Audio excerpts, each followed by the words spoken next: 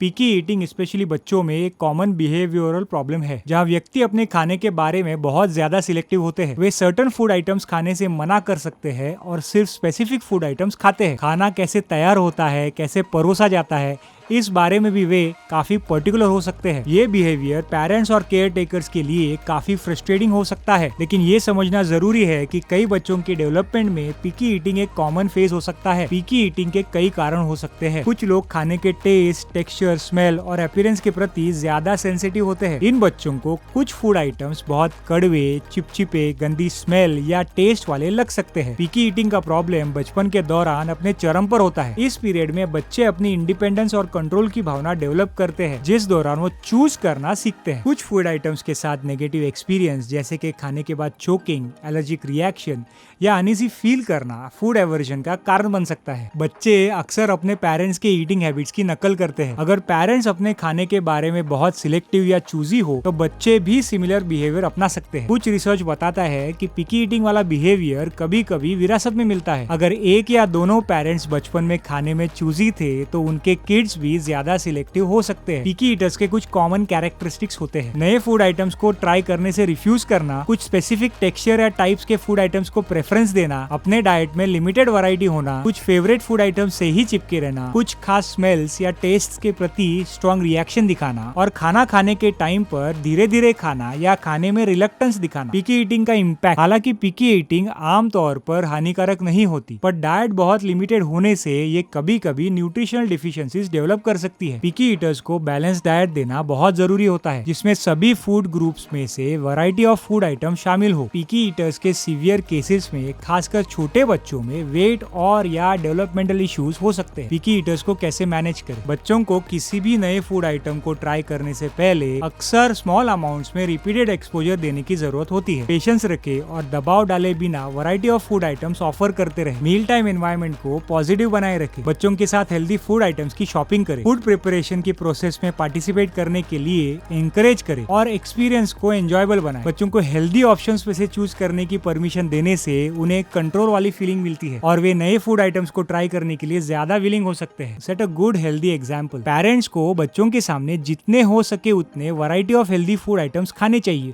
और हेल्दी खाने की हैबिट्स दिखानी चाहिए। जब बच्चे अपने पेरेंट्स को हेल्दी खाने का आनंद लेते हुए देखते हैं, तो वे नए फूड आइटम्स को ट्राई आउट करने की ज्यादा पॉसिबिलिटी रखते हैं। Consistency is the key. Regular meal times और डेली रूटीन मेंटेन करना डेफिनेटली हेल्प्स। इनमें 3 होलसम बैलेंस मील्स और 2 हेल्दी स्नैक्स दे और इन टाइमिंग्स के अलावा बहुत सारे ऑप्शंस देने से बचे। बच्चों को खाने के लिए फोर्स करना, इनाम या रिश्वत के तौर पर खाने का इस्तेमाल करना खाने के साथ नेगेटिव एसोसिएशन क्रिएट कर सकता है। इसके बजाय नए फूड आइटम्स को ट्राई करने के लिए उन्हें एनकरेज करें और ट्राई करने के बाद उनकी प्रशंसा करें। When to seek help। अगर पिकी ईटिंग सीवियर और परसिस्टेंट रहती है, जिससे न्यूट्रिशनल डिफिशियंसी या ग्रोथ और डेवलपमेंट अफेक्ट हो रही हो, तो अपने डॉक्टर या डाइटिशियन से कंसल्ट करना ना भूले। वे आपको गाइड करने के साथ बच्चे को आवश्यक न्यूट्रिएंट्स मिलने का प्लान भी डेवलप कर सकते हैं। पिकी ईटिंग बच्चों के डेवलपमेंट में एक आम फेज है, जिसे कई बच्चे गुजरते हैं। पेशेंस, क्रिएटिविटी और पॉजिटिव अप्रोच के साथ ज्यादातर बच्चे कई तरह के फूड आइटम्स का आनंद लेना सीख सकते हैं। पिकी ईटिंग के रीजंस को समझना और इसे मैनेज करने के लिए स्ट्रेटेजीज का उपयोग करना खाने के एक्सपीरियंस को पूरे फैमिली के लिए हेल्दी और एंजॉयबल बनाने में मदद कर सकता है। With that said guys, we end this video. अगर आपके पास कोई क्वेश्चंस और डाउट्स हो तो please comment below. Subscribe to Abhijeet. Adios.